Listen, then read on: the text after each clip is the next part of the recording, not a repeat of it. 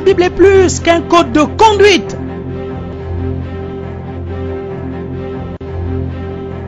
La Bible est un album.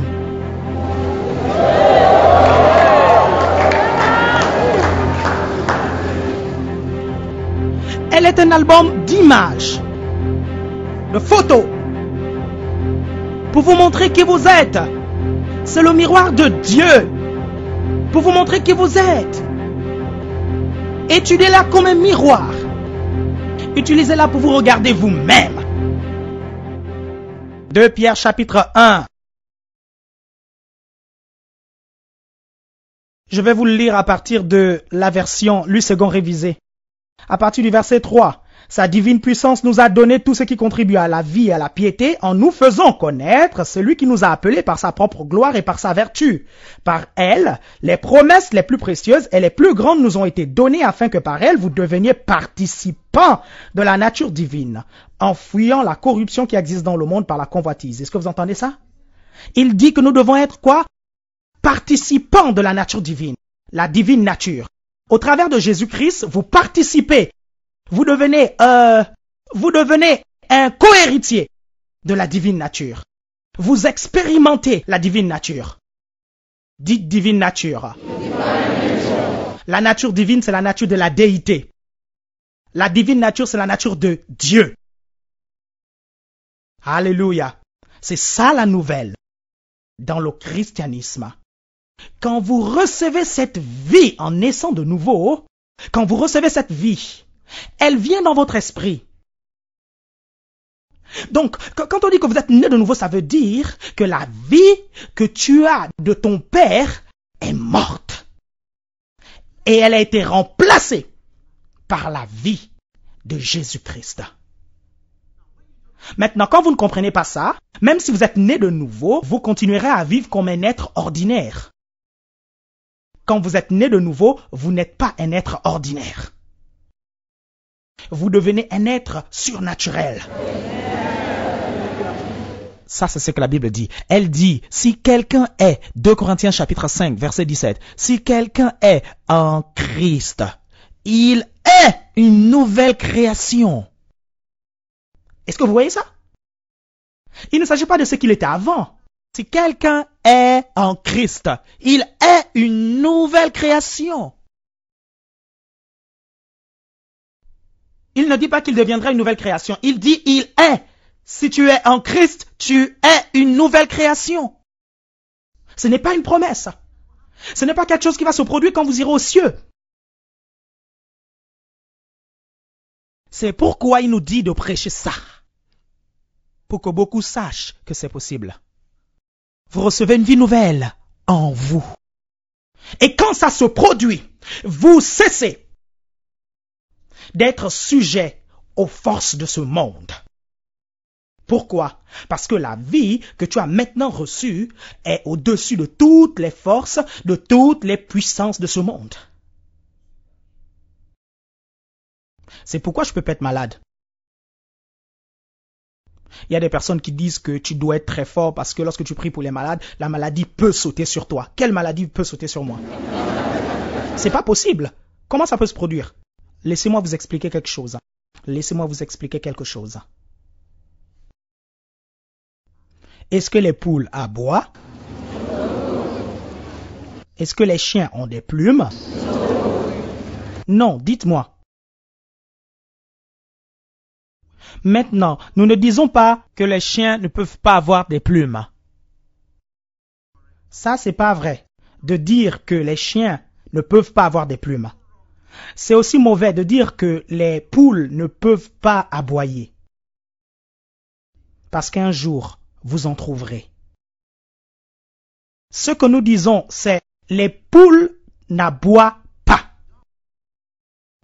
Les chiens n'ont pas de plumes. Ça veut dire que c'est scientifiquement et moralement mauvais pour un chien d'avoir des plumes.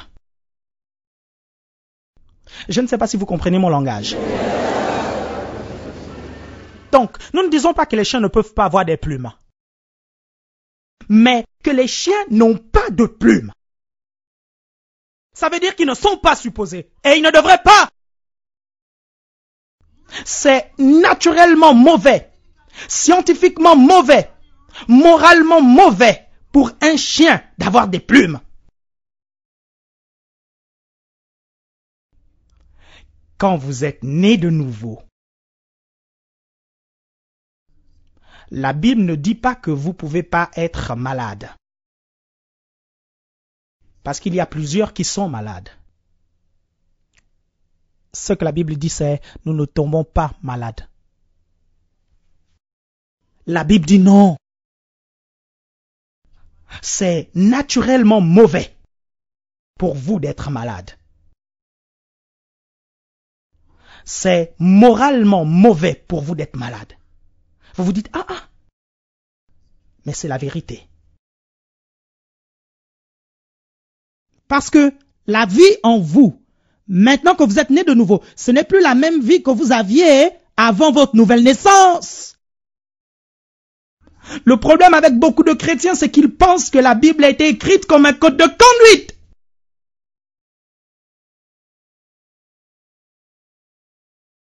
La Bible est plus qu'un code de conduite. La Bible est un album.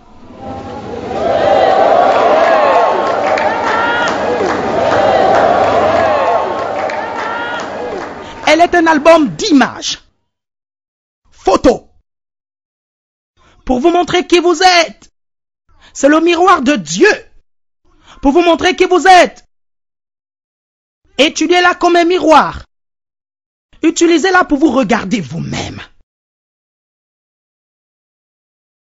Par exemple, elle dit, si quelqu'un est en Christ, qui est cet homme? Vous. Si quelqu'un est en Christ, il est une nouvelle créature. Il ne le sera pas. Il est. C'est un état de fait. Donc, quand vous regardez la Bible, disons dans 1 Corinthiens 5, 17, si quelqu'un est en Christ, est-ce que je suis en Christ? Oui, si quelqu'un est en Christ, c'est moi. Il est une nouvelle création. Ça veut dire, je suis une nouvelle création. Je suis. Le grec rend ceci, c'est une nouvelle espèce. Qu'est-ce que ça veut dire? Il est. La langue courante dans 2 Corinthiens 5, verset 17, elle dit, si quelqu'un est en Christ, il est un nouveau genre d'homme. Ça veut dire un nouveau type. Oh Dieu. Elle ne dit pas que vous serez renouvelé. Elle ne dit pas que vous allez être retravaillé. Il ne s'agit pas d'un renouvellement. Non, ce n'est pas un renouvellement. Elle dit que vous êtes un nouveau type. Un nouveau type. Un nouveau type. Un nouveau type. Ça veut dire un nouveau genre de création qui n'a jamais existé avant. Si quelqu'un est en Christ, c'est un nouveau type d'homme. Hey! Un nouveau type d'homme. Il ne s'agit pas d'un homme qui est né de tel et un tel. C'est un nouveau type. Ça, c'est ce que la Bible dit. La question est, est-ce que vous êtes né de nouveau? Si vous êtes né de nouveau, vous êtes un nouveau type d'homme. Vous êtes un nouveau type. Un nouveau type. Oh, écoutez ceci. Dieu a créé Adam. Il a formé Adam de la poussière du sol. Adam, en tant qu'être vivant, Adam a grandi pour avoir des enfants. Et les enfants ont eu des enfants. Les enfants ont eu des enfants. Les enfants ont eu des enfants. Et les enfants ont eu des enfants. Et ça continue jusqu'à aujourd'hui. Ça, c'est la nature du premier Adam. Cet Adam et ses enfants, à cause de la chute, de la désobéissance dans le jardin d'Éden, sont devenus sujets à l'échec, sujets à la maladie, sujets à la pauvreté, sujets aux forces de ce monde. Maintenant, Dieu est venu avec une autre personne. Son nom est Jésus. La Bible dit, Jésus est le deuxième Adam. Donc il y a deux groupes. Adam, le premier Adam, est le père de toute la création, l'homme naturel. Tous ceux qui ne sont pas nés de nouveau, peu importe la religion, tous ceux qui ne sont pas nés de nouveau sont les descendants du premier Adam. Adam du jardin est le progéniteur de tout ce monde. Peu importe vos oncles, vos tantes et même vos enfants. Excepté s'ils sont nés de nouveau après votre nouvelle naissance. Et je vais vous l'expliquer. Donc, Jésus est le second Adam. Il y a Adam numéro 1, l'un du jardin. Vous avez Adam numéro 2, d'un autre jardin. N'avez-vous pas lu? Quand il est ressuscité, où est-ce qu'ils l'ont trouvé? Ils l'ont trouvé dans un jardin. Il a été enterré dans un jardin. Lorsqu'il est ressuscité, ils l'ont trouvé dans un jardin. Le premier Adam a été trouvé dans un jardin, le second Adam a été trouvé dans un jardin. Il y a deux jardins, mais il y a deux types d'hommes, gloire à Dieu. Quand vous naissez dans ce monde d'un homme naturel, vous naissez avec la vie du premier Adam. Quand vous êtes né de nouveau, la vie du premier Adam est supplantée par la vie du second Adam.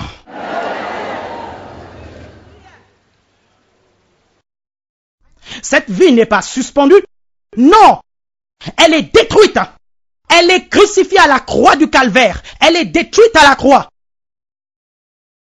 Parce que quand il est mort, nous sommes morts avec lui. Quand il a été enterré, nous avons été enterrés avec lui. Qui a été enterré avec lui? Le chrétien? Non! Tout le monde dans ce monde a été enterré avec lui. Quand Jésus est mort, le monde entier est mort avec lui. Tout homme qui n'est pas encore venu dans ce monde et qui viendra est mort avec Jésus à la croix. Quand il a été enterré, tous l'ont été. Musulmans, shintoïstes, bouddhistes, eux tous l'ont été avec Jésus. Donc qui sommes-nous? Je vais vous dire. Est-ce que Jésus est mort pour nous les chrétiens? Non, pas exactement. Relaxez-vous. Il est mort pour tous les hommes. Oui, mais nous ne sommes pas tous les hommes. Oh, gloire à Dieu. Nous sommes nés de nouveau.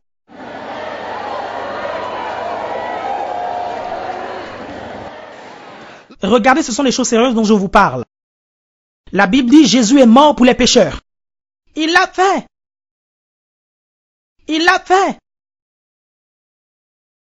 Donc vous dites, oui, mais nous sommes tous des pécheurs. C'est ça le problème avec vous. C'est ça que vous n'avez pas encore saisi. C'est ça que la religion a mis en vous. Ça, c'est ce que toutes les religions prêchent et mettent en vous. Vous pensez que vous êtes un pécheur. Non, si vous êtes né de nouveau, écoutez, vous êtes une nouvelle créature.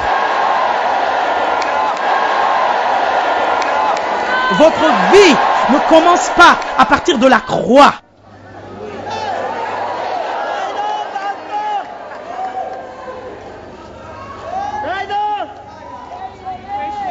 Est-ce que vous suivez ce que je vous dis? Vous savez, c'est une révélation. Écoutez, ce n'est pas quelque chose que j'ai lu et je m'en suis réjoui tout simplement il y a quelques semaines de cela. Non.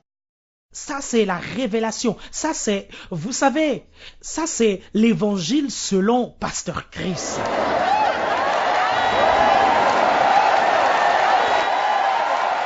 Laissez-moi vous l'expliquer. Parce qu'il y a l'évangile selon Pierre. Il y a l'évangile selon Paul. Paul a appelé ça mon évangile. Écoutez, ce que je suis en train de vous dire, ça c'est la révélation que Dieu m'a donnée. Donc ce n'est pas quelque chose rassemblé par-ci par-là. Non, c'est la révélation avec laquelle je vis et marche. Christ est mort pour moi, oui. Mais vous savez quoi? Ça, c'est le langage générique dans les Écritures. Il est mort pour nous. Ça, c'est la nouvelle. D'accord? Ça, c'est le langage générique quand nous parlons à tous les hommes. Mais qui est le chrétien? Le chrétien, ce n'est pas celui pour qui Jésus est mort.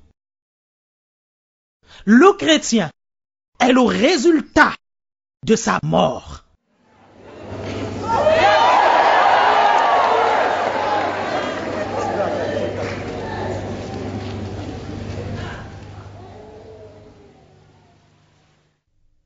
Laissez-moi mieux vous l'expliquer.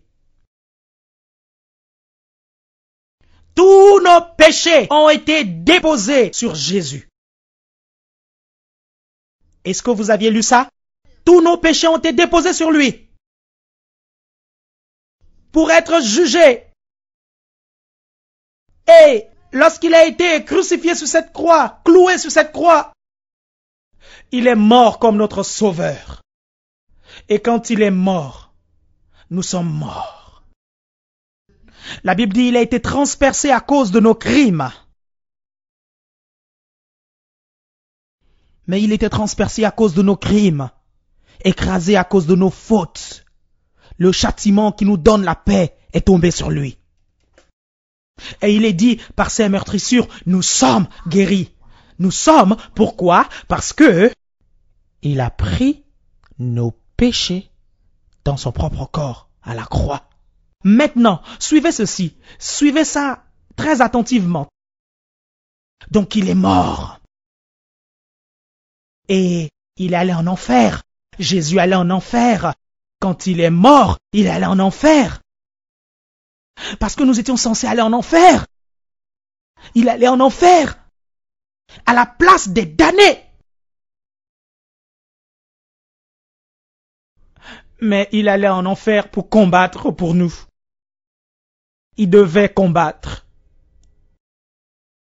Gloire à Dieu. Alléluia. Gloire à Dieu. Alléluia. Laissez-moi vous montrer un point de révélation. D'accord? Vous pourrez comprendre les temps. Est-ce que vous êtes prêts pour l'entendre? Ok. Allez dans Ésaïe chapitre 53. Le livre d'Ésaïe chapitre 53. Et en même temps, allez dans 1 Pierre chapitre 2. Est-ce que vous y êtes?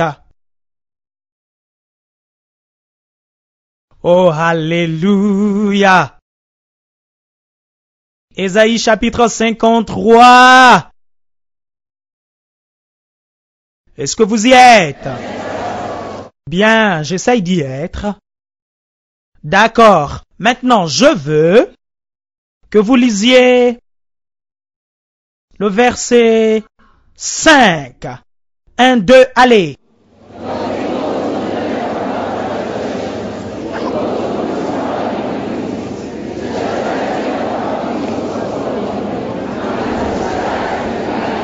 Par sa meurtrissure quoi? Par sa meurtrissure quoi? Encore une fois. Par sa meurtrissure? Ok, allez dans 1 Pierre. Chapitre 2. Verset 24. Lisez.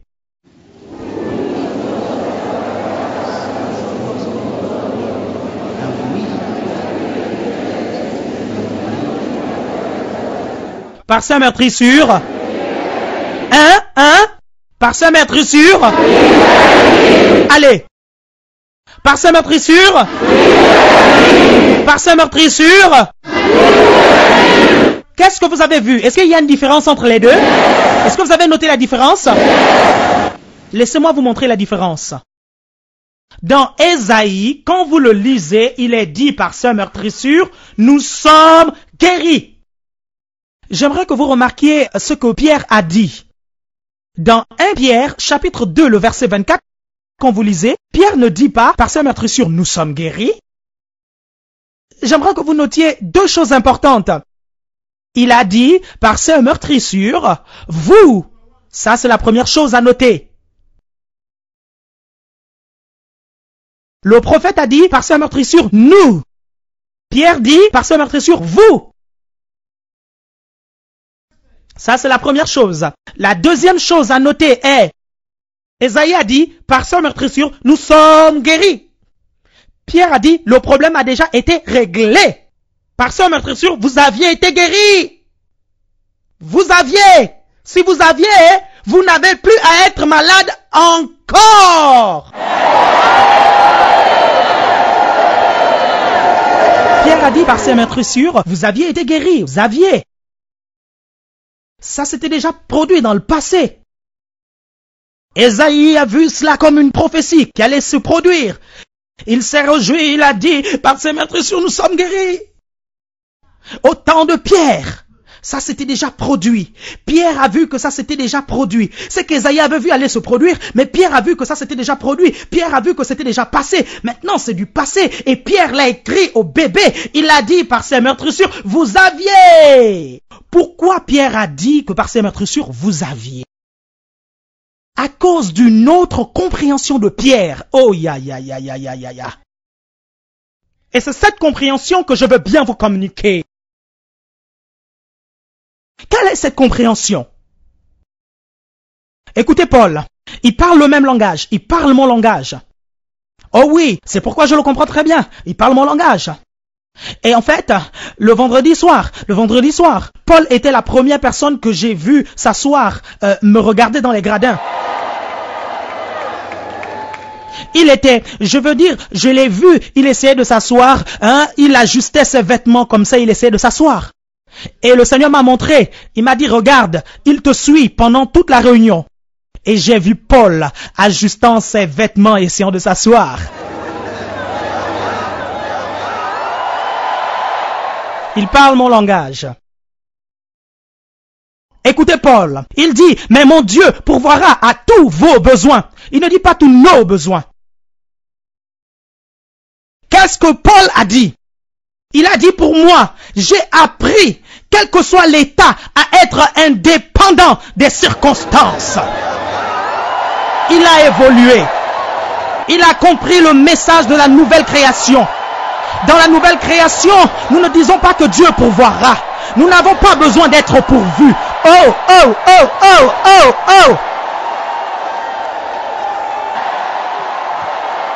Dans la nouvelle création, quand vous comprenez le message, vous n'avez pas besoin d'être pourvus.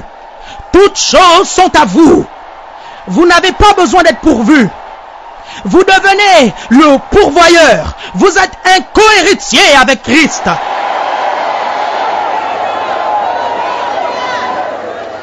Il dit, mon Dieu pourvoira à tous vos besoins. Il parlait au bébé.